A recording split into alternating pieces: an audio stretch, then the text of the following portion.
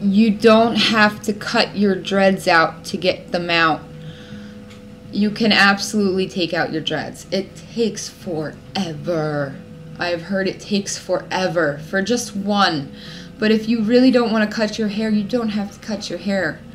I've known somebody to have done it after a year of having dreads and gotten them all out successfully.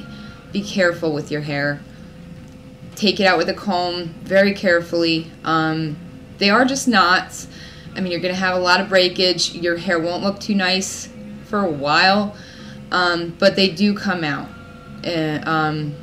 If you've had them a reasonable amount of time. If you've had them 15 years, you know what? Good for you, and why are you getting rid of your dreads? But yeah, up to a year I've seen it happen that you can take out your dreads successfully. You can't get your dreads to go in? Okay, here's the thing. Reback comb. Reback comb, reback comb, reback comb, palm roll. Reback comb, palm roll. This guy, wonderful lifesaver. It's called a Tease. T-E-A-Z-E by Phillips. This is going to be backwards, but there you go. It's essentially, it's just a wooden brush. Thin, wooden, bristly brush with bristles. It's for teasing hair on a much more effective level for cultivating dreads, and it really pushes into the pieces of hair and knots them up in there. If you're reback combing, any bristle brush will do the job, but this one has extra crispy bristles, and I got it at the beauty supply store, Sally Beauty Supply. You can get them online. It's got a nice little sharp tip for, you know, separating and such. But it just, yeah, reback comb, palm roll, hook your hair. Hooking gets into the dread, into the inside of the dread. You're essentially making knots in the hair inside the round dread. So when you're hooking, again, all you have to know is that you're getting the knot inside. You can't see any of what I'm doing. You just want to get a knot on the inside of the dread. And once there's like enough loops there, carefully pull it out, spin it, turn it, make it on the other side. So you're going like north, east, south, west, or, you know, up, down, right, left. You turn it, and you go in, and you just make little loops. You make little knots inside the dread. Now I'm doing this on like a really like bad dread to show you because it's pretty packed tight. But I don't have any that are like not to show you. But yeah, if you go into the dread, this side, poke and pull, and then go into it the other way, go poke, pull, in, down, in, poke, pull, and then this side, poke, pull. Just making loops, making knots on the inside of the dread. And after that is, after you've hooked your hair, palm roll, and let it go. If they don't feel tight right away, you're not doing anything wrong. As if they hold, you got it. They'll mature over time. If you have straight hairs hanging, I would back comb that some more.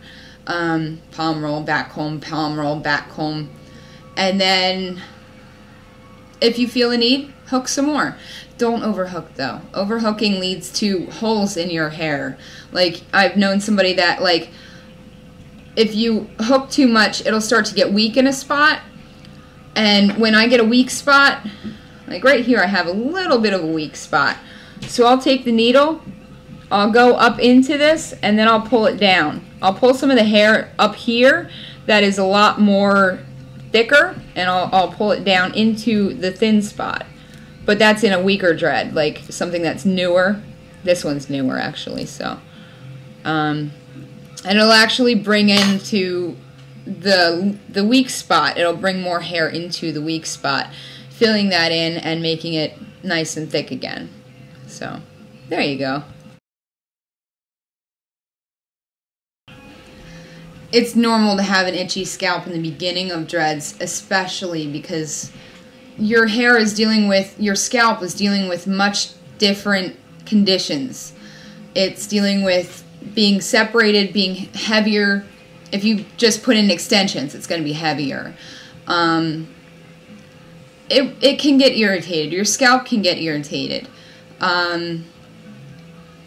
As far as anything else, think about it. If you're overwashing, you don't want to overwash because it'll dry out your scalp. It'll make it itchy because it's dried out. Like overwashing too much is no good.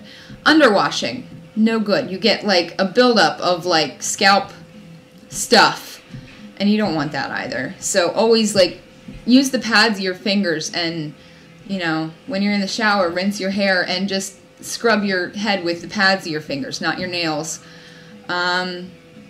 The wrong soap. If you're using the wrong soap, if it has a lot of residue, if it's a moisturizing soap, yeah, that's great for regular hair, but like it'll leave stuff behind, and it'll probably pull your dreads out if it's moisturizing, if there's too much residue in it.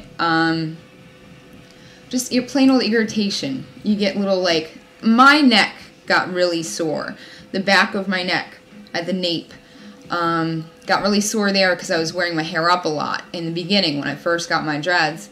And a little bit of tea tree oil, and actually I was told a recipe, 9 parts water to 1 part vinegar. So if you use a cup of water, say you use 9 cups of water and a cup of vinegar. Put that into a container, mix it up, pour it over your head, make sure it gets all into your scalp, and then let it sit 10 minutes. I was told that works great. I have never personally tried it, but that is supposed to be really good for, and you don't smell like a chip factory. You don't smell like vinegar, salt and vinegar chips all day, because it's just a little bit of vinegar. It's a good cleaning agent. I use it in my coffee pot to clean my coffee pot. You can use it on any household appliance to clean it. Vinegar is awesome. Who'd have known? Vinegar is so great, even for hair. Besides that, tea tree oil is another option. Tea tree oil is very, very soothing. Besides that, if you have irritation, it's normal. If you're already a